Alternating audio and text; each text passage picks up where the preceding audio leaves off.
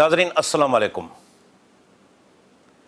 मेरी time affairs जे वफ़ाक़ी वज़ीर ऐं ताज़ो PTI सिंध जे सदर जो उनखे मनसब ॾिनो वियो आहे सैयद अली हैदर ज़ैदी।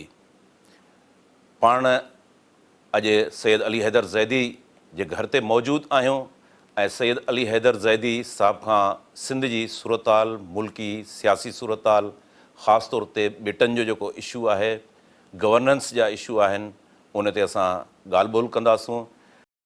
अस्सलाम वालेकुम ज़ैदी साहब। वालेकुम अस्सलाम सर। आप ठीक हैं, खैरियत से हैं? अल्लाह का शुक्र है सर।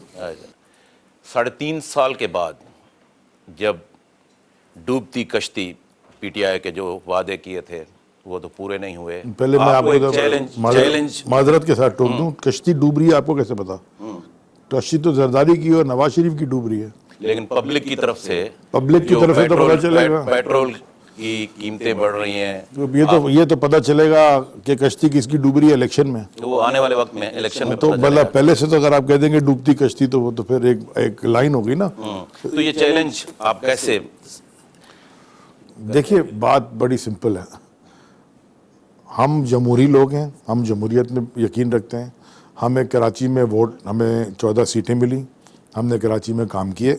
हमारे MNAs ने जो sustainable goal development fund, sustainable development goals SDGs के थ्रू और जो PSDP फंडिंग से काम होने थे वो हमने किए, और हमने वो काम किए जो हमारे करने के थे नहीं, ये सूबाई हुकूमत के और लोकल बॉडीज़ के करने के थे।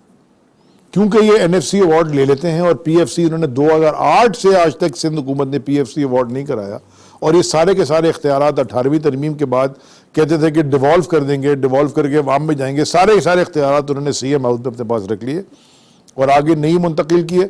सारी फंडिंग भी वहाँ रख ली, हर चीज़ अपने हाथ में कंट्रोल में रख ली, तो काम नहीं हुआ। कचरा उठाना क्या फेडरल गवर्नमेंट का काम है किसी शहर से? क्योंकि कराची फाइनेंशियल कैपिटल है, क्योंकि कराची ने हमें बड़ा ज़बरदस्त सपोर्ट किया, इसलिए हमने कराची कचरा हम उठा रहे हैं, इंक्रोचमेंट हम साफ कर उठवा रहे, नाले हम पक्के करवा रहे, कराची सर्कुलर रेलवे हम चलवा रहे, वो K4 का मंसूबा जो है जिससे पानी आना है शहर कराची को वो हम ठीक करवा रहे। इनको तो ये नहीं समझ आती कि हाइड्रेंट में पानी आ रहा है, नलके में नहीं आ रहा, ये तो पानी भी चोरी करते हैं। माने नाम के आगे हर एक के लिखा हुआ है शाह, और काम है पानी चोरी का। ये तो आदमी सोचे कि कम से कम पानी में तो चोरी ना करो, ये तो हाइड्रेंट जो चोरी करते हैं पानी, उसमें भी इनके कमीशन हैं। नंबर 1। नंबर 2, हम जमहूरी लोग हैं। अगर इन्होंने जैसे तैसे भी मैं बड़े ज़ोर से कह रहा हूँ, इन्होंने सिंध में इनको मैंडेट मिला, इलेक्शन में जो हुआ अंदरूनी सिंध वो एक 3.5 साल पुरानी दास्तान है, सबको पता है क्या हुआ। क्योंकि ऐसी चीज़ कोई इन्होंने की नहीं थी, क्योंकि 2008 में जब बीबी शहीद के बाद इनको सिर्फ 4 सीटों की मेजॉरिटी पे सिंध में हुकूमत करते थे। ऐसी कोई दूध की और शहद की नदियाँ नहीं बहीं कि इनके पास 2018 में 20 सीटें ज़्यादा और 100 सीटें मिल जाएं टोटल, और 20 सीटों की मेजॉरिटी आ जाए 21 सीटों की। ऐसी कोई चीज़ उन्होंने नहीं की थी।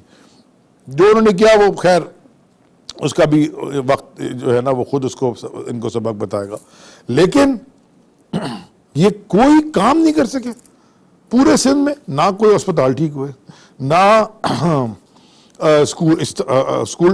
स्कूल ठीक हुए, तालीमी इदारे। अभी कह रहे हैं 5000 तालीमी इदारे हम बंद कर रहे हैं, 5000 स्कूल बंद कर रहे हैं। मिनिस्ट्री ऑफ एजुकेशन कह रही है ये 18वीं तरमीम के बाद सब इनका है। हाँ, 300% महंगा फर्नीचर खरीद रहे हैं, करप्शन का गढ़ बना हुआ है, एक काम ठीक हुआ कोई नहीं। तो फिर हमारा ये हक है कि हम एक अवामी राब्ता मुहिम शुरू करें। और मुझसे पहले जो लोग थे इस तंजीम को जो हेड कर रहे थे, उनका एक अपना तरीकाकार था और उन्होंने बड़ा अच्छा काम किया। उसी के ऊपर मैं बिल्ड करके मैं कोशिश कर रहा हूँ। मैं पूरी पार्टी को मुनज़्ज़म करना चाहता हूँ, एनर्जाइज करना चाहता हूँ। अच्छा, 14-15 साल का जैसे आपने कहा पीपल्स पार्टी का दौर, वो पीपल्स पार्टी का दौर सबके सामने है। आप सही कह रहे हैं कि पूरी सिंध में बदअमनी है, लॉ एंड आर्डर की सूरत ख़राब है। जो पीपल्स पार्टी को डिलीवर करना चाहिए था वो डिलीवर नहीं कर सके।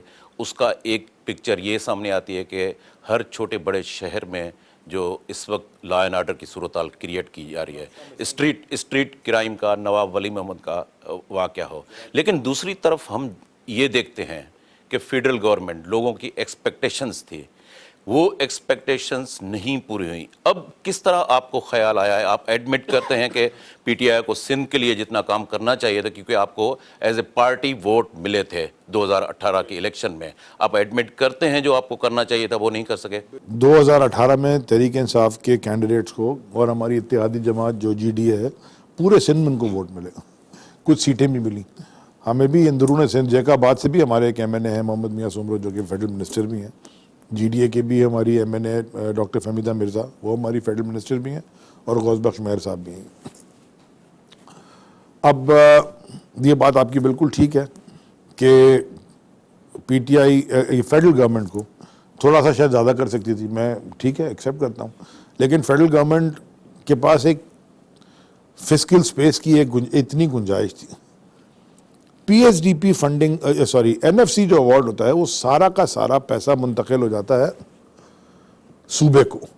जो पैसा बच जाता है वो पैसा सिर्फ इतना होता है कि हम जो उधार हमने पिछली तारीख में लिए हुए पाकिस्तान के, उसका सूद भर दें। टैक्स कलेक्शन हमने बढ़ाया, कोविड हमारे जमाने में हमने हैंडल किया। जो हाल कोविड का दुनिया में, कि पूरी दुनिया कह रही है पाकिस्तान से सीखो कोविड कैसे हैंडल करना, ठीक है जी। हर एक क्राइसिस हमने हैंडल की, और इन्होंने तो क्राइसिस क्रिएट की। मुझे बताएं ना, कोविड की वैक्सीनेशन में सिंध हुकूमत ने कितने, एक टीका लगाया हो किसी को लेके, एक टीका परचेज नहीं किया उन्होंने, नॉट वन। मैं तो हेल्थ में भी नहीं हूं, मेरी वजारत से हम आधे मिलियन तकरीबन टीके कराची में लगा गए। हमने इस्तेमाल किया केपीटी को और पोर्ट कासिम को और पीएनएससी को। हमने कहा कि जी एक नेशनल क्राइसिस है, बल्कि इंटरनेशनल क्राइसिस है, वो हम 6 लाख टीके हमने लगा दिए। ये फिर, क्योंकि ये आपको पता है हेल्थ भी सूबाई सब्जेक्ट है। अच्छा, अब आप आ जाएंगे हमें क्या करना चाहिए था। पहले ना हर चीज़ का एक वो कहते हैं हर चीज़ का एक वक्त मुकर्रर किया है अल्लाह ताला। पहले क्या हुआ, पहले जो हुआ वो सबके सामने है। अब क्या होने जा रहा है, अब वो भी इंशाल्लाह सबके सामने आ जाएगा। हम अपनी पूरी कोशिश करेंगे, हम इनको हेड ऑन लेंगे इंशाल्लाह सिंध में। अब मुझे तो ये समझा दें आप, ये आपके लोगों को पता होना चाहिए, मेरे सिंध के सारे बाशिंदों को, फेडरल गवर्नमेंट या नेशनल असेंबली के अंदर कमिटीज होती हैं, है ना। ह्यूमन राइट्स की कमेटी होती है, मैरीटाइम की भी कमेटी है, पार्लियामेंट्री कमिटीज कहलाती हैं। इसी तरह सेनेट में भी कमिटीज होती हैं। तो नेशनल असेंबली में हमारे पास ज़्यादा है ना वोट, जब तो इमरान खान साहब वजीर आज़म है। अगर हमारे पास कम होता तो कोई और होता। हमने जमहूरियत को सामने रखते हुए, जमहूरियत के कवायद को फॉलो करते हुए, इनको कमेटी में मेंबर्स भी हैं और कमेटी के चेयरमैन भी हैं। माने मेरी कमेटी जो मेरी टाइम अफेयर्स की है, उसमें आमिर मक्सी साहब एमएनए हैं, वो चेयरमैन है, पीपल्स पार्टी के टिकट पर इलेक्ट हैं, वो चेयरमैन है मिनिस्ट्री ऑफ मेरी टाइम अफेयर्स की कमेटी के।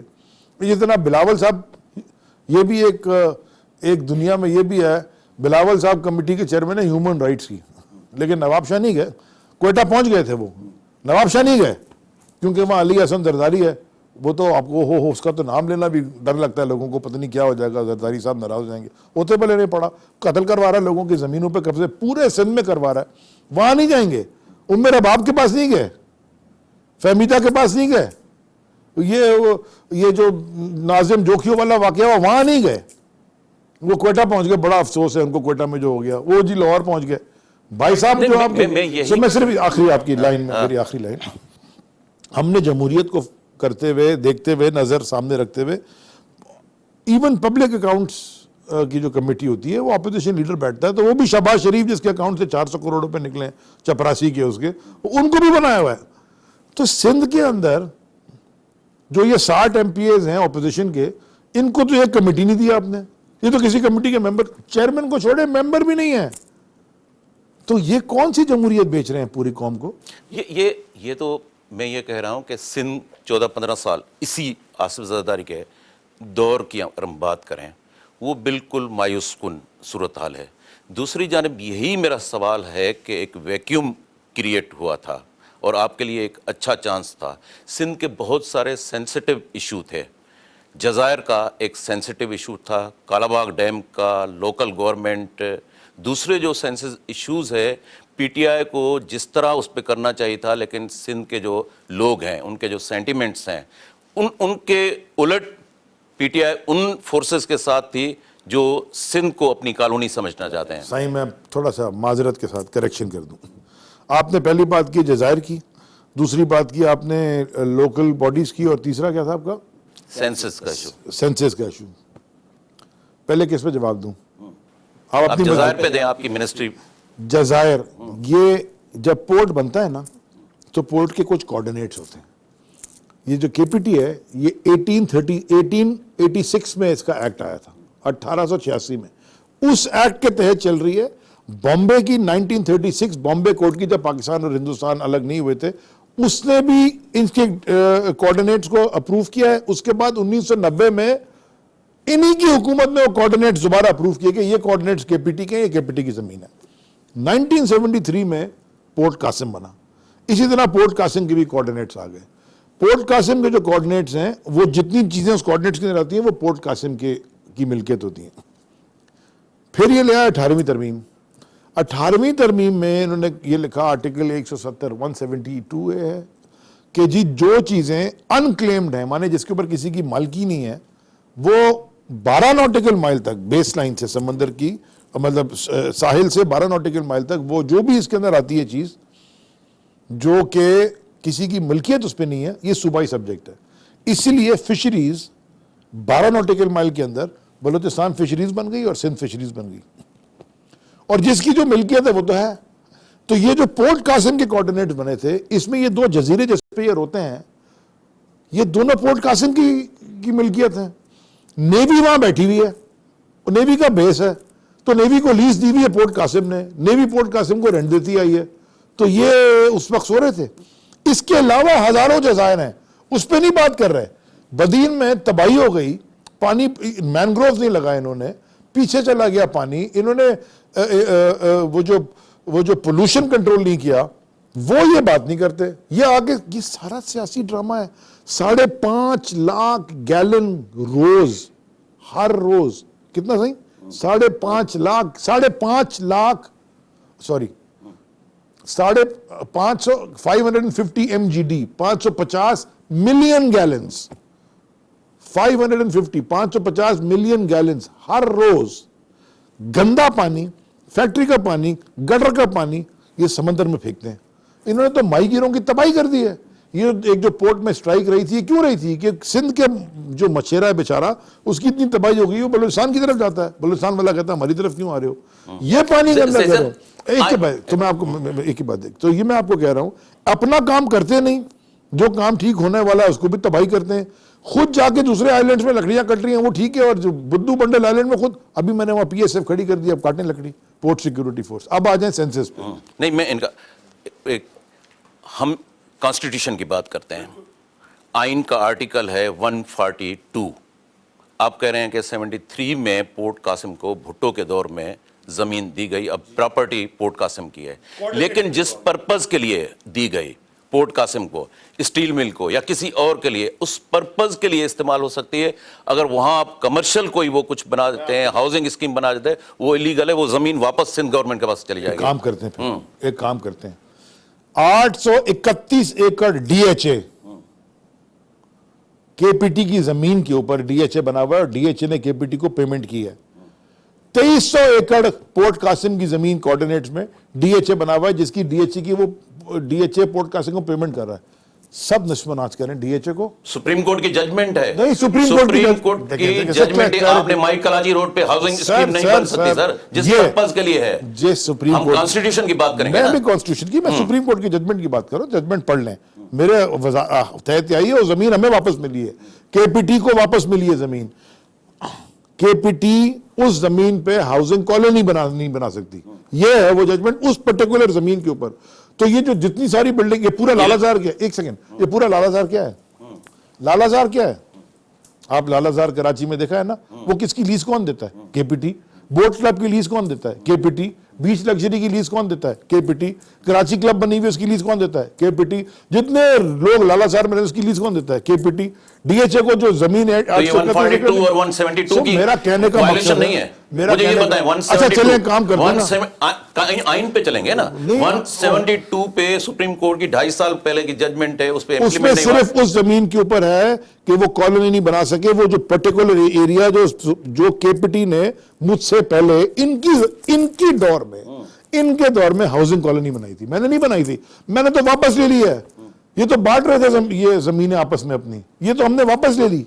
अभी केपीटी की मिल्कियत बन गई है और केपीटी स्क्वायर बहुत अच्छा तो फिर क्यों जज़ायर पे शहर बनाने के लिए बजद क्यों है? आप टेक्नोलॉजी कॉन्स्टिट्यूशन को फॉलो करें। नहीं बना रहे ना, कॉन्स्टिट्यूशन को ये नहीं फॉलो करे। कॉन्स्टिट्यूशन में वो ऑर्डिनेंस सर आपके दौर में आया था, ऑर्डिनेंस आया था, इन्होंने भी गलत किया, एनओसी दी थी, दोनों ने गलत की, दो दफा दोनों ने कॉन्स्टिट्यूशन को सही मुझे दोनों को दे दो। पहले मलिक रियाज को भी दे चुके हैं एनओसी। गलत मैं ये कह रहा हूं पूरी जामशोरों तक जमीनों पे कब्जे हो रहे हैं। एक बैठा हुआ है डीसी वहां पे, उसका नाम क्या है, कैप्टन फरीद, एक डीसी बैठा हुआ है, करप्ट तरीन इंसान है। कौन कब्जे कर रहा है? मेरा सवाल यह है कि ये सिविलियन गवर्नमेंट, फेडरल गवर्नमेंट या प्रोविंशियल गवर्नमेंट, मेरी बात सुनिए, दोनों आइन को वायोलेट करते हैं। आपकी जिम्मेदारी बनती है ना, आपको मैंडेट मिला है ना। मैं आपसे कह रहा हूं ना, वो जज़ायर पे तो कुछ बनेगा ही नहीं ना, वो तो जज़ायर अब रह गया ना, उसके ऊपर तो अब जंगल है। अब हमने गलती थी ऑर्डिनेंस, हम जंगल ही बनाते हैं। ऑर्डिनेंस गलती थी, लैप्स हो गया। मैं वो ऑर्डिनेंस अगर नहीं होना, लैप्स ऊपर असेंबली में लाते ना, हमने लैप्स होने दिया ना, ऑर्डिनेंस हमने खुद लैप्स होने दिया ना फेडरल गवर्नमेंट।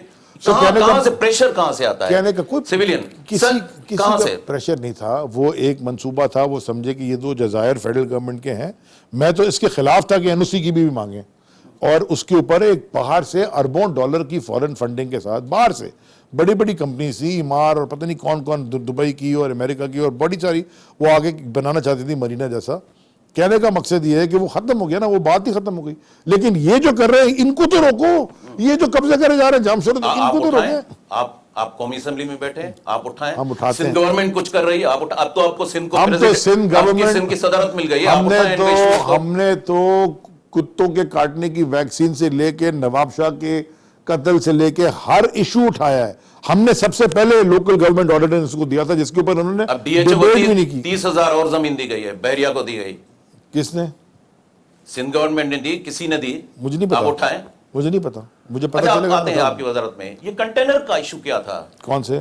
एमक्यूएम के दौर में कहां गायब हुए, कुछ पता चला?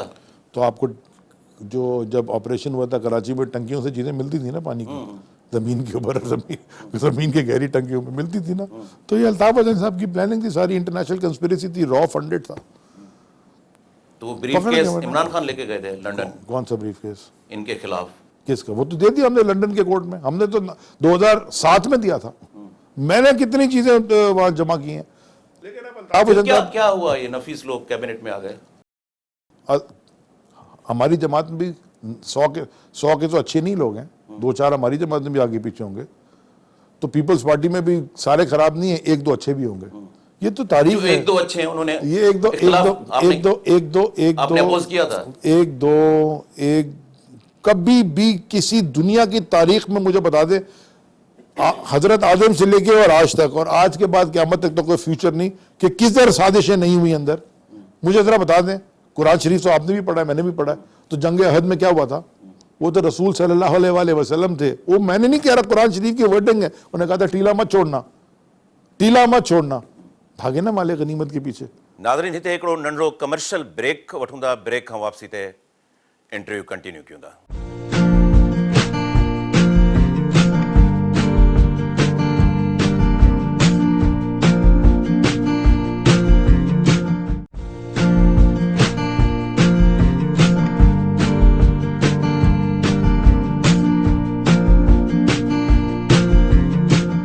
आप ये देखें कि आप कंपेयर कैसे कर रहे हैं। उनका लीडर कौन है? आसिफ जरदारी। उधर कौन है? मंजूर चपरासी, मकसूद चपरासी का क्या नाम है, नवाज शरीफ जो भाग गया। और दूसरा इधर कौन बैठा है जो भागता परेशान हो रहा है? शहबाज शरीफ। वो इस्लाम कौन बेच रहा है? वो फजलुर रहमान जो डीजल के कोटे बेचता था। मैंने तो नहीं नाम रखा उसको, पूरी कौम उसको कहती है। हाँ, वो अभी एक यूसी भी नहीं जीत सकता। ऐसा ऐसा चीजें ठीक हो रही हैं। और हमारा लीडर कौन है? इमरान खान। बता देना कितनी शुगर मिले। 3.5 साल में जरदारी का नाम लिया आप लोगों ने वैसे ही किया। आवाम ट्रस्ट क्यों करेगा? एक ब्रीफ केस लेकर अच्छा आपने किया। आपने कहा कि ये टेररिज्म हो रहा है, हम दीवार बनेंगे। आगे चलकर आप उन्हीं के साथ बैठ जाते हैं। बिल्कुल नहीं, गलत बात। अभी आमिर लियाकत अली आपका एमएनए, वो कह रहा है हमारा बानी जो है वो कायद है। बिल्कुल गलत बात। आप सिंध के प्रेसिडेंट हैं ना। अगर आमिर लियाकत ने कहा है तो आमिर लियाकत ने गलत बात की है। चलें, मैं तो कह रहा हूं ना, आमिर लियाकत ने कर कहा है तो ये बात हुआ है। हो जाएगा एक्शन वक्त आने पे सबके अच्छा, ये साथ। लोकल गवर्नमेंट अगर मैं आऊंगा मेरे गलत बात होगी मेरे खिलाफ भी अच्छा, action लोकल होगा। गवर्नमेंट पार्टी किसी शख्स से बड़ी होती लोकल है। गवर्नमेंट पे आते हैं। जमा इस्लामी की लैंग्वेज को आप उठा लें, लिसानी, बिल्कुल मुत्तहिदा है। के सब ग्रुप लिसानी, बिल्कुल है। पीएसपी लिसानी, बिल्कुल है। आखिर में पीटीआई भी उनके साथ मिल गई। नहीं, हमने लसानियत नहीं की, हमने पूरी जॉइंट ऑपोजिशन का हम हिस्सा हैं। जॉइंट ऑपोजिशन ने मिलके जो लोकल गवर्नमेंट एक्ट ये लेके आए थे बिल, ये तबाही, सारे के सारे इख्तियार, जैसे मैंने आपसे शुरू में कहा सीएम हाउस में रखने के लिए, तो ये सारे के सारे इख्तियारात जो अपने पास रखना चाहते हैं, ये उसके खिलाफ हम गए। हमने सबसे पहले तरमीम दी हुई है, हमारी पढ़ तो लें, ये डिस्कशन तो करें ना असेंबली में। ये पता है क्या डिस्कशन करते हैं, इनसे सवाल, आप कहते हैं ना सवाल, सूबाई असेंबली में सवाल उठाया 2 साल पहले, 2.5 साल पहले हमने, कि गंदम सिंध के गोदामों से गायब हो रही है। तो सिंध का वजीर कहता है, सिंध का एग्रीकल्चर का वजीर कहता है 8 लाख टन गंदम का हिसाब नहीं मिल रहा, हमें लगता है चूहे खा गए, असेंबली के फ्लोर पे। उसके बाद मैं 2.5 साल से चीखता रहा, कैबिनेट में, असेंबली, हर जगह मैंने आवाज उठाई। मैंने कहा ये जो 8 लाख वाले चूहे, ये गंदम 8 लाख टन का मजाक, पता है कौन चूहे कितने चाहिए चूहे? लो जी, अभी नैब के चेयरमैन ने पता चल गया कि 10 अरब रुपए, 19 अरब का खसारा था गंदम का। 10 अरब रुपए नैब का चेयरमैन कहता है कि मैंने इन 2 टांगों वाले चूहे से लेके तो सिंध रेवेन्यू बोर्ड में जमा कर। मैं नहीं कह रहा, मैं यही कह रहा हूं, एक मिनट, मैं यही कह रहा हूं कि ये जो गंदम अरबों रुपए की चूहे खा जाते हैं, ये पीपल्स पार्टी के दौर में हुआ था। उस पीपल्स पार्टी के दौर में हफीज शेख फाइनेंस मिनिस्टर थे, फवाद चौधरी उनका हिस्सा थे। जब ये चेंज होते हैं, सेम उन लोगों को आप पीटीआई में ले आते हैं। आगे चलकर यहाँ के करप्ट लोग आसिफ जरदारी आएंगे, ये फवाद चौधरी वहां भी बैठा रहेगा, तो लोग कहां जाएं? देखिए मेरी बात सुने, ये आप अजीब आप बात कर रहे हैं, कमाल बात। अभी जिस वाकये का जिक्र आया था जंगे अहद का, वो वाकये में मुसलमानों पर अटैक किसने किया था बताएं? मैं बता दूंगा, आप बताएं किसने अटैक किया था? आप बताएं। खालिद बिन वलीद ने। तो बाद में खालिद बिन वलीद आ गए मुसलमान बन के, तो उन्होंने जो जाके फतह किए, तो उनको क्यों लिया? ये अगर कोई दिलो का हाल तो अल्लाह जानता है, आप तो नहीं जानते, मैं, आप जानते हो, मैं तो नहीं जानता भाई। अगर कोई हमारा कोई सिंध क्लब की मेंबरशिप तो नहीं है कि जी सिर्फ इतना बड़ा आदमी आएगा, पॉलिटिकल पार्टी है, कोई आगे अपने। लेकिन अगर किसी पे क्रिमिनल, क्या हफीज शेख पे क्रिमिनल केस बना हुआ है, या फवाद चौधरी भी कोई क्रिमिनल केस बना हुआ है? उसमें करप्शन में तो शामिल थे, उस वक्त खामोश किस करप्शन में? जब आप चूहों वाली बात कर रहे हैं, फवाद चौधरी सारे उनका हिस्सा भाई, चूहे तो 2019 में कहा गया, 2019 में तो हफीज शेख पीपल्स पार्टी का इससे पहले जो पूरी पीरियड देखें, हफीज शेख के ऊपर कोई करप्शन का इल्जाम नहीं है। क्यों निकाला जरदारी? हफीज शेख हमने निकाला, हफीज शेख वो वजारत से हमने तो नहीं निकाला। हफीज शेख हमारे वजार है, टेक्नोक्रेट हैं, उनको फाइनेंस की पता है, वो समझ में, उनका अपना काम था, जब तक वहां तक उन्होंने काम किया। फिर ये प्राइम मिनिस्टर की स्वाब दी थे क्या वो, कि वो किसको? ये तो 50 साल से खुद बैठा हुआ है फाइनेंस मिनिस्टर बन के, मुंशी। फिर तो अभी आप लोकल गवर्नमेंट की सपोर्ट कर रहे हैं? पीएस अभी जो लोकल गवर्नमेंट की कैबिनेट ने पास किया है, आप सपोर्ट कर रहे हैं? तरामीम हमने पेश किए हैं, उस पर हमसे डिस्कस करें। अभी उन्होंने कहा कि अब कमेटी बनाएंगे और कमेटी में बैठ के फिर वो डिस्कशन करेंगे सबकी तरामीम, तो वो कमेटी का जो फैसला आएगा। अरे हलीम आदिल शेख के साथ आपके मामला क्या है? कुछ नहीं, मेरा भाई है। तो वो क्यों रिजाइन क्यों दे गया? किससे रिजाइन दिया? अभी नायब सदर से उन्होंने कहा तो ये उसकी मर्जी है, उससे पूछना चाहिए कि आपने क्यों रिजाइन दिया।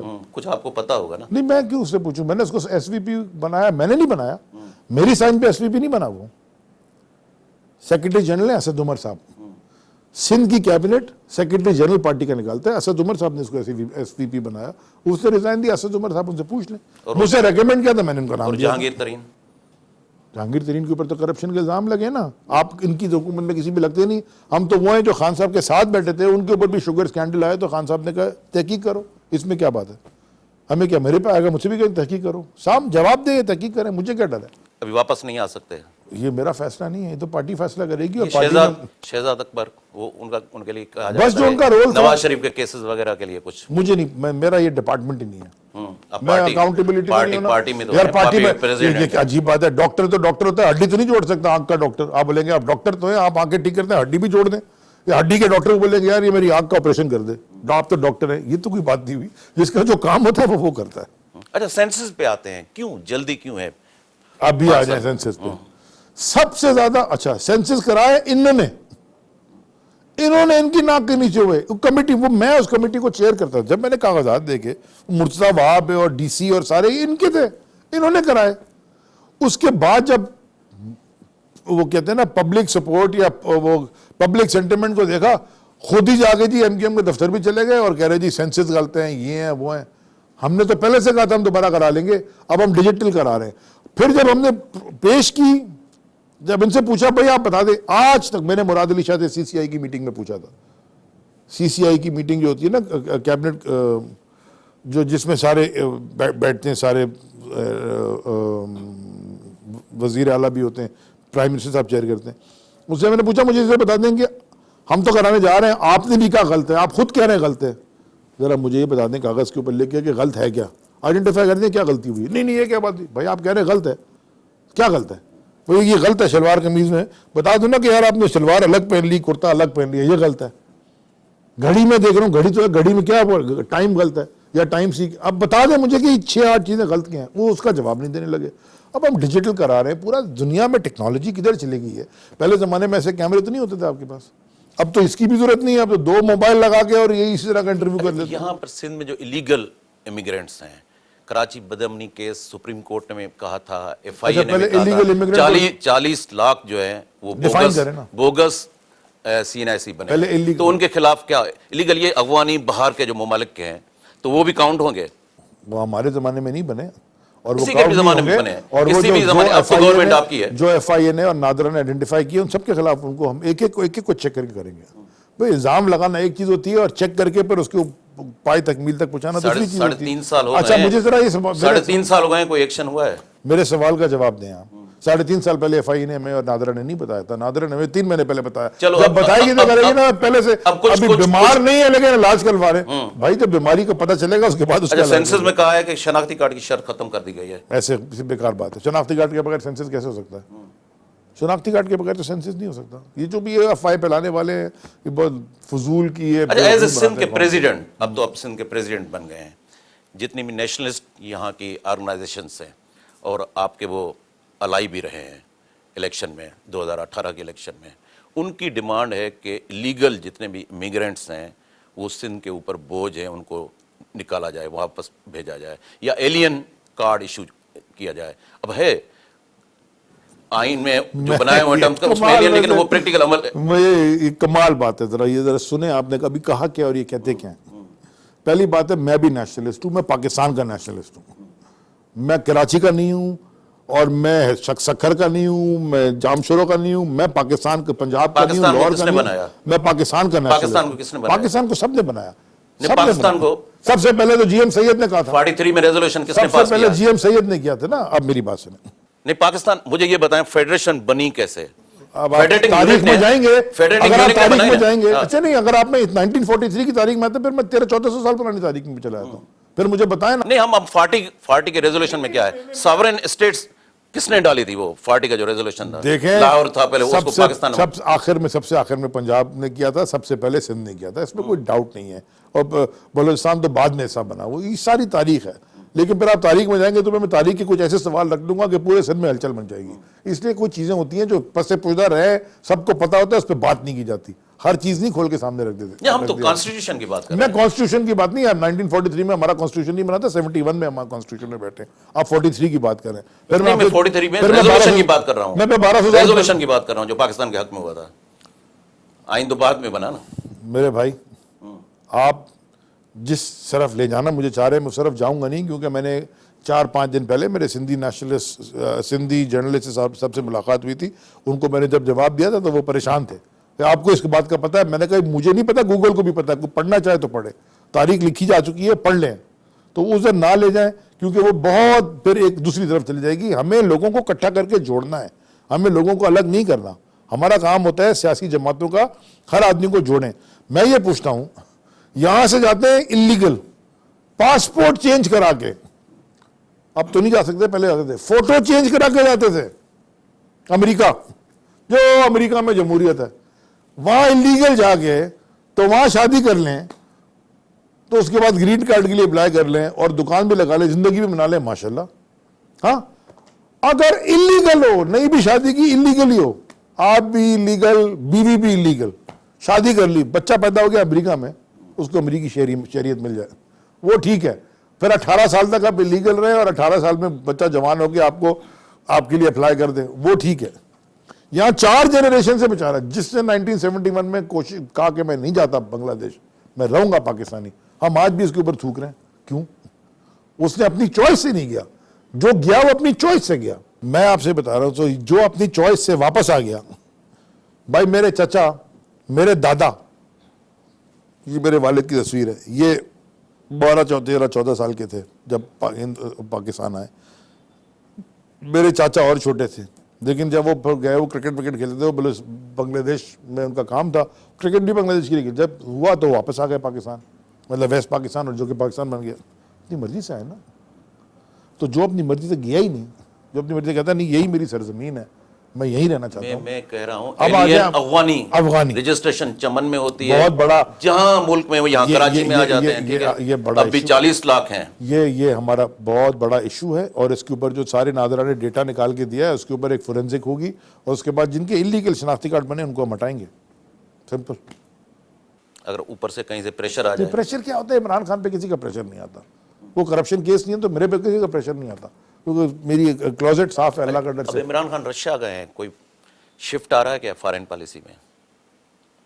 पाकिस्तान का बिल्कुल सिंपल नैरेटिव है, हम ट्रेड खोलना चाहते हैं पूरी दुनिया में हर एक के साथ। हमारे पास इकोनॉमिक पावर, जो गुर्बत खत्म करनी होती है ना, वो आपको इकोनॉमिक पावर बनना होता है। जो वेलफेयर स्टेट होती है ना, वो वेलफेयर स्टेट से गुर्बत खत्म होती है, जो वेलफेयर स्टेट बनती है वो ऑटोमेटिकली इकोनॉमिक पावर बन जाती है। वेलफेयर स्टेट बनने के लिए आपको लोगों को सबसे ज्यादा जरूरी होता है जराए माश हो, और जो बेचारे मजबूर हैं किसी वजह से, उनका स्टेट ख्याल रखे। ये एक बिल्कुल बेसिक अंडरलाइनिंग कॉन्सेप्ट है। अब ये करने के लिए हम हर जगह हर एक से तिजारत करने को तैयार है। जिन जिन मुल्कों को टाइमिंग की बात करें, यूक्रेन, रशिया सैंक्शन लग रहे हैं अमेरिकन की तरफ से, इसी टाइमिंग पे आपका जाना। जिन जिन मुल्कों को हम रिकग्नाइज करते हैं, जिन मुल्कों को हम रिकग्नाइज नहीं करते, ऑफ कोर्स उनके साथ हमारी ट्रेड नहीं हो सकती। अब आप आ जाए टाइमिंग की, मेरा नहीं ख्याल पुतिन ने इमरान खान से पूछ के यूक्रेन में फौजें भेजी, उसने दावत दी थी, कई दिन से दावत थी, ये वक्त बीच में था, खान साहब गए। अब वो जो रशिया जाने, और वो फॉरेन पॉलिसी का इंटरनेशनल इतना बड़ा मैटर है, मैं बड़ा छोटा सा आदमी सर, मुझे क्या पता, मैं किराए के मकान में रहता हूँ, छोटा आदमी आदमी। तो आपको थोड़ा बहुत तो पता होगा। पता नहीं सर, वो जो आज वेस्ट की कैंप में थे, ये चाइना की तरफ जा रहे हैं। हमें किसी के कैंप पे जाने की जरूरत नहीं। कल परसों खान साहब का इंटरव्यू था रशियन टीवी पे, बड़ा क्लियर, हम किसी कैंप पे नहीं जाएंगे। या हमने किसी कैंप में जाके और वॉर एंड टेरर में घुस के हर जगह जाके गलती की। हम अपने कैंप में, हमारा कैंप का नाम है पाकिस्तान, ये हमारा कैंप है, और इसमें ही हम अपने आप को काम करेंगे। सारों के साथ हम तिजारत, वो तो कह रहे हैं हिंदुस्तान में भी अगर ये जो मोदी टाइप सरकार है, जो हिंदू नेशनलिज्म प्रमोट करके और तबाह कर रही है वहां पे पूरे उसको, हम कह रहे हैं वहां को ठीक गवर्नमेंट आती है, इंसानों वाली तरीके से बात करें। हमारा इधर ईरान में सैंक्शन है, इधर हिंदुस्तान से लड़ाई है, अफगानिस्तान में तबाही है, पाकिस्तान के पास चॉइसेस क्या है? Trading partner, regional trading partner होते हैं, हमारे पास रीजन में चॉइस क्या है सही? तो देयरफॉर हम अफगानिस्तान में अमन चाहते हैं। और परसों न्यूयॉर्क टाइम्स में आर्टिकल आया पाकिस्तान के ऊपर कि जी अफगानिस्तान में अमन, पाकिस्तान को जी अफगानिस्तान को सॉल्व करे। बड़ा प्रॉब्लम तुम क्रिएट करके गए हो, हाँ वो भी हम कर रहे हैं सॉल्व। लेकिन पानी का इश्यू सेंसिटिव रहा है। अब क्या जरूरत थी कालाबाग डैम को एक डेड हॉर्स है उसको फिर से जिंदा अभी भी करने डेड की? हॉर्स है, किसी ने बात नहीं। कैबिनेट में सर बात, कैबिनेट में मोनिस इलाही ने बात की, वो आपके कैबिनेट के मेंबर हैं सर। बात हुआ क्या थे? आप भी थे वहां। मुंह पे टेप तो मैं किसी के नहीं लगा सकता ना। उन्होंने बात की तो उसके ऊपर सब ने, मैंने सबसे आकर मैंने भी कहा, मैंने कहा देखिए इस पे डिस्कशन ही नहीं करनी है। बात इस वक्त ये डिस्कशन ही नहीं है इस पे कि जी हम कंसेंसस बिल्ड करें, forget about anything, we are not discussing. Prime minister का बिल्कुल ठीक करे, ये डिस्कशन नहीं, खत्म, नेक्स्ट। बस इतनी सी बात हुई थी, वो इतना बतंगड़ बन गया। अच्छा, ग्रेटर थल कैनाल 2 और जोबारा, उमेर अबाब के ऊपर जरा बात कर लेना बेचारी, वो बना रहे हैं। देखें मुझे नहीं पता वो, क्योंकि एग्रीकल्चर मेरा सब्जेक्ट नहीं है। वो जो बना रहे हैं वो सारी चीज़ों को देख के बना रहे होंगे। वो बलूचिस्तान में भी पानी चाहिए, सिंध में भी पानी चाहिए, पानी उधर से आने का भी एक निज़ाम है, वेस्टेज भी रोकनी है। मतलब ये एक बड़ा मैसिव सब्जेक्ट है। सिंध के आप प्रेसिडेंट हैं, आपके पास भारी जिम्मेदारियां हैं, जाहिर है सिंध के जो मैं सिंध का केसेस हैं, पानी का इशू है। मैं ये जो CJTP फ्लड कैनाल है, ये एकदम खोल देते हैं, पंजाब की जमीनें सैराब हो जाती हैं, यहाँ लोग एहतजाज करते हैं। अली पल वगैरह ये सारे आपके पार्टी के वो भी एहतजाज करते हैं। ये तो 1991 एकॉर्ड के इरसा के जो कवानीन है उनकी खुली खिलाफ वर्जी, ये कॉन्स्टिट्यूशन का क्वेश्चन है ना, कॉन्स्टिट्यूशन की वायलेशन होगी, लोग चीखेंगे ना। अच्छा, मैं आपको ये गारंटी से कह सकता हूँ कि आपकी बात ठीक होगी, क्योंकि मेरा सब्जेक्ट नहीं, इस पर मैं कमेंट ही नहीं करता। मैं थोड़ी इन्फॉर्मेशन लेके फिर जब अगली दफा आपके साथ बैठूंगा इस पर डिस्कस करेंगे। तो एज ए सिंध प्रेसिडेंट, मैं एज ए पाकिस्तानी, सिंध पाकिस्तान का सूबा है, पाकिस्तान का हिस्सा है। सबसे पहले पाकिस्तान को में सिंध शामिल हुआ था, सबसे पहले सारे लड़ रहे थे तो ये शामिल हो गए थे जीएम सैयद साहब के साथ, जो कि हमने भी एक देखो ना, जीएम सैयद को हीरो बनाना था तो जीएम सैयद को विलन बना दिया। हम माशाल्लाह काम किए, हमने बड़े अच्छे अच्छे काम किए हैं। अपनी तारीख हमारी बड़ी मजेदार है। यहाँ तो गद्दारी की फैक्ट्री खुली हुई है ना, खोली भी है। एक जो रेजोल्यूशन बनाता है वो गद्दारों बन जाता है। ठीक हो जाएंगी चीजें इंशाल्लाह। ये कौन करता है फैक्ट्री? ये ठीक हो जाएगा इंशाल्लाह। आप बैठे हैं ना, ये ठीक ये हाइब्रिड, ये कंट्रोल डेमोक्रेसी क्या है? नहीं, कोई चीज़ ऐसी नहीं है, ये ठीक हो जाएगा। ये वो कंट्रोल होती है डेमोक्रेसी, इनके केसेस होते हैं ना वो घबराते हैं। इमरान खान पे कोई घबराने की जरूरत नहीं है। हम इख्तियार में, मैंने अगर जो सियासी जमात 1999 में ज्वाइन की तहरीक इंसाफ और 2002 में एक्टिव हुआ, मैं इसलिए नहीं ज्वाइन की थी कि मैं अपने आप को सोचता था कि मैं कोई वजीर बन जाऊँगा। मैं तो अभी भी उसी किराए के मकान में रहता हूँ। मैं तो कोई 2 नंबरी करके घर नहीं, मैं तो कोई चीज़ खरीद, मेरे तो बल्कि उल्टी तबाही हो गई है वजीर बन के, फाइनेंशियली तो लॉस हो गया। मेरा कहने का मकसद है हमारी सारी स्ट्रगल थी इमरान खान साहब को वजीर आजम बनाने की। अब आप जिस वजारत में बैठे हैं सर, बाबर गौरी ने बहुत माल बनाया। और बताएं, उसके सारे केसेस मैंने निकाल के दिए। और बताएं क्या माल बनाया है, कितने केसेस हैं, अब कितनी मेरे करप्शन, मेरे दिमाग अंदाजन में कितनी करप्शन की होगी? बहुत पैसे, अरबों में, बिलियन। अरबों में। अच्छा, आप फ्री हैंड है आपके, क्योंकि ये मुझे आज वजारत तक- जो है ना, मुझे आज सिविलियन कैपिटी का चेयरमैन नहीं लग सकता। अभी लगा दिया मैं। कैसे लगाया? यह पाकिस्तान तहरीक इंसाफ की हुकूमत है, नेवल चीफ आए थे यहाँ भी, फातिहा करके गए। मेरी बड़ी चीज, उनकी एक अपना ओपिनियन है। आपने मेरा पंगा लिया कुछ? मैं पंगे लेनी नहीं होता। देखे ना, ये पंगा नहीं होता, लड़ाई थोड़ी है। पाकिस्तान की नेवी है, मेरे अपने मुल्क की नेवी है, मेरे अपने मुल्क की फौज है, मेरे अपने मुल्क की एयरफोर्स है। ये कॉन्स्टिट्यूशन कहता है कि इदारों को पॉइंट अपने हदूद में रहना चाहिए। पॉइंट होता है निगोशिएशन करने का, उनका एक पॉइंट ऑफ व्यू होता है, आपका एक पॉइंट ऑफ व्यू होता है। आप मिलके बैठते हैं, कभी उनका पॉइंट ऑफ व्यू ठीक होता है, कभी आपका पॉइंट ऑफ व्यू ठीक होता है। मेरा और आपका भी इख्तिलाफ हो सकता है, मेरी बीवी का रोज इख्तिलाफ होता है पॉइंट ऑफ व्यू में, लेकिन अल्हम्दुलिल्लाह 27 साल हो गए मेरी ये शादी पीका ऑर्डिनेंस क्यों अचानक, क्या ख्याल आया? तनकीद तो सोशल मीडिया पे होती रहती है, खातून अव्वल पे कहा जा रहा है कि, लेकिन वो जिस लेवल पे गिर गए हैं, कि जिस लेवल पे गिर गए हैं और जिस लेवल की बातें टीवी पे करते हैं, कोई सोचे समझे बगैर, और उस शख्स का जिसका कोई ताल्लुक ही नहीं है पॉलिटिक्स से, वो लोग टीवी पे भी नहीं आती हैं। वो भला किसी की माँ बहनों पे ऐसे टीवी पे घटिया हरकत, और वो जो और भी उन्होंने हरकतें की हैं। आप जी कादिर पटेल की बातें सुने, तकरीरें, जो वो जिस तरह की बात करता है, मैं कभी कभी सोचता हूँ, असेंबली में बैठ के अक्सर मैं देखता हूँ, मैं लोगों को सोचता हूँ कि ये अगर पाकिस्तान के कानून बनाने वाले हैं और ये 2-2 दफ़ा 3-3 दफ़ा MNA बने, कौन लोग हैं ये? अनबिलीवेबल है, अनबिलीवेबल है। इंशाल्लाह ठीक होगा।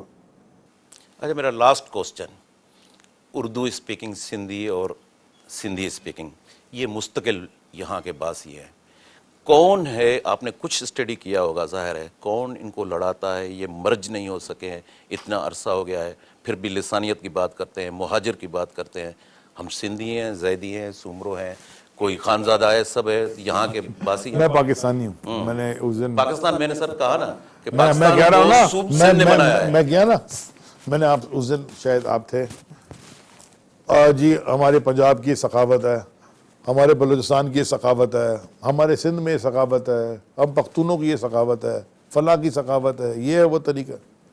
सबकी सखावत को हम सर आँखों पे सबका एहतराम करते हैं, लेकिन मुझे जब आके लेक्चर देते हैं, मैं सब के सुनता रहता हूँ, हमारा कबीला है, हमारा ये, हमारा वो है।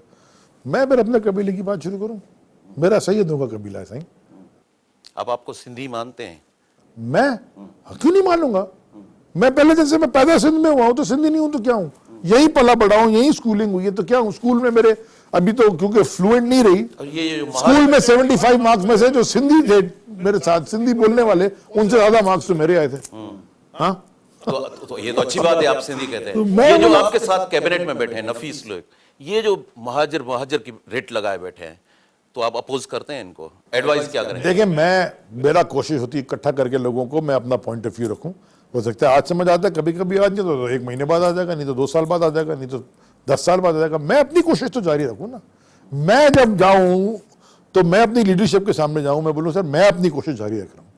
जब मेरी आखिरत आएगी मैं अल्लाह ताला से बोलूँगा मैं कोशिश तो जारी रख रहा हूँ। इमरान खान साहब की फिलॉसफी यही है, हमने तो यही सीखी है कि जी मैंने अपने वालिद का जवाब नहीं देना, मेरी औलाद ने मेरा जवाब सिर्फ एक उम्र तक देना, उसके बाद वो फ्री हैं। हाँ, ये जवाब मुझसे होगा कि तुमने तरबियत क्या दी अपनी औलाद को। देखें, मेरे बीवी बच्चे घर पे रहते हैं ना मेरे साथ, और मेरी वालदा है, मैं जो कमा रहा हूँ वही खिला रहा हूँ ना। मेरी माँ तो नहीं मेरे साथ जाती रोज़, तो अगर मैं हराम खाना शुरू कर दूं तो उसी हराम की कमाई से मैं गोश्त और दूध लेके आऊंगा, उसमें और सूअर के गोश्त में फ़र्क क्या है? अच्छा, एक ये है कि तो मैं बिल्कुल क्लियर हूं कि हम सारे देखें, ये बड़ा, मैं यही कहता हूं, ये मुझे समझ में आया। बिलावल से भी सवाल, ये कैमरा ही चल रहा है, मैं ये बिलावल से भी सवाल पूछना चाहता हूँ। तुम्हारे जो एसेट्स की लिस्ट है जो तुमने जमा कराई है इलेक्शन कमीशन में, ऊपर से नीचे तक लिखा हुआ है फॉरेन रेमिटेंस इनहेरिटेड फॉरेन। शहीद जुल्फ़िकार अली भुट्टो पाकिस्तान के वज़ीर आज़म थे कि इंग्लिस्तान के थे, और मोहतरमा बेनज़ीर भुट्टो शहीद पाकिस्तान की वज़ीर आज़म थी कि दुबई की थी। हर चीज़ तुम लिखते हो इनहेरिटेड। वो ये पूछो तो सही इनहेरिटेड आया कहाँ से? और ये तुम्हारा वालिद जो बेम्बिनो सिनेमा में टिकट बेचता था वो भी चोरी के, और चोरी भी अपने बाप से करता था, वो ऐसे कैसे रह रहा है याशियों की तरह? कोई खुद बाहर पढ़ के आ गए ऑक्सफोर्ड से। फर्स्ट जरा अंदर सोचो, अपने अंदर खुद थोड़ी सी गैरत तो पैदा करो। निकल के बैठ गए और बातें करते हो, असेंबली में खड़े होकर तकरीरें करते हो। खुद पढ़ाई की है, कुछ पता है, कभी जिंदगी में वॉक किया है लियारी में, पता है लियारी वाले रहते कैसे हैं। भुट्टो साहब कहते थे जब लियारी में पीपल्स पार्टी आ रही थी तो पीपल्स पार्टी खत्म है, लियारी में तो हार गई। तुम खुद हार गए पीपल्स पार्टी के, तुम चेयरमैन हार गए लियारी में, एक हमारे वर्कर ने तुम्हें हरा दिया। सर लास्ट क्वेश्चन फिर वाइंड अप करते हैं। एक आम तासुर ये है कि पीटीआई को जो लोग लाए हैं उन्होंने अपनी हाथ उठा लिया है, तब ये लाहौर में सारे मिलकर बैठ रहे हैं, और करीब किसी भी वक्त अदम एतमाद की तहरीक भी आ सकती है, इन हाउस चेंज भी आ सकती है। क्या कहेंगे? पीटीआई को लाए हैं पाकिस्तान की अवाम वोट देकर। पहले दिन से और 3.5 साल में हर 3 महीने में हमारी छुट्टी करने लगे हैं। ये ऑपोजिशन वाले इकट्ठे होते हैं इसलिए कि ये अपने करप्शन के पैसे बचा रहे हैं। बिस्मिल्लाह करके ये कोशिश भी कर लें एक दफ़ा और। इलेक्शन होगा 2023 में, अगले 18 महीने भी इंशाल्लाह इमरान खान वज़ीर आज़म है, और एक पेशेंट कोई और ले लें। उसके बाद जो 60 महीने आएंगे ना, 5 साल, ज़िंदगी तो और मौत अल्लाह के हाथ में, उस वक्त भी इमरान खान वज़ीर आज़म है 2028 तक। और ये भी मैं आपको प्रेडिक्शन कर रहा हूँ 2023 में पाकिस्तान तहरीक इंसाफ सूबा सिंध हुकूमत आपको बना के दिखाएगी। 26 को आप जा रहे हैं लॉन्ग मार्च पे घोटकी से, इंशाल्लाह क्या लेके जाएंगे? उम्मीद पहली की मार्च किरण, को पेट्रोल फिर से बढ़ा रहे हैं। उम्मीद की किरण। मैं लोगों को बताना चाहता हूँ कि ये सब क्यों है। उम्मीद की किरण, उम्मीद पे दुनिया जिंदा होती है। उम्मीद देते हैं लोगों को, लीडरशिप का काम है होप, उम्मीद बताए कि तुम्हारे ख्वाब, ये तुम ख्वाब अपना पूरा कर सकते हो। लोग पूछ तो सकते हैं ना, पेट्रोल के नर पूछेंगे, हम हर 15 जवाब दिन के देंगे। बाद क्यों बढ़ाते हैं? चूल्हा नहीं चल रहा, गैस नहीं मिल साईं रही, मुंजा, सिंध के हिस्से की गैस नहीं मिल रही, $100 प्रोड्यूस करता है सिंध के हिस्से को, सिंध की गैस नहीं मिल रही। $100 पर बैरल हो चुकी है, और कीमत गैस ब्रेंट पे आपको पता है $13.5 पे मिल रही है, जो कि आपको $4 में मिलती थी। $6 में आप बेचते हो। हर रोज $6.5 गैस के ऊपर आपका सर्कुलर डेट चढ़ रहा है। बहुत हालात हैं इंटरनेशनल मार्केट्स ने, कोविड के बाद बड़े हमारे इश्यूज हैं, लेकिन अल्हम्दुलिल्लाह फेस भी करेंगे और चैलेंज की तरह, और इसको कंप्लीट भी करेंगे। जी नाज़रीन, पीटीआई सिंध जे सदर ऐं वफ़ाक़ी वज़ीर अली हैदर ज़ैदी जूं अवां ॻाल्हियूं ॿुधियूं। अवांखे ये ॻाल्हियूं कीअं लॻियूं, ख़ासि तौर ते सिंध जे अहम मसइलनि ते पीटीआई जो कहिड़ो वर्जन आहे? ईंदड़ प्रोग्राम में वरी कंहिं ॿी शख़्सियत सां मिलंदासूं। तेसिताईं ॾींदा इजाज़त। अल्लाह वाही।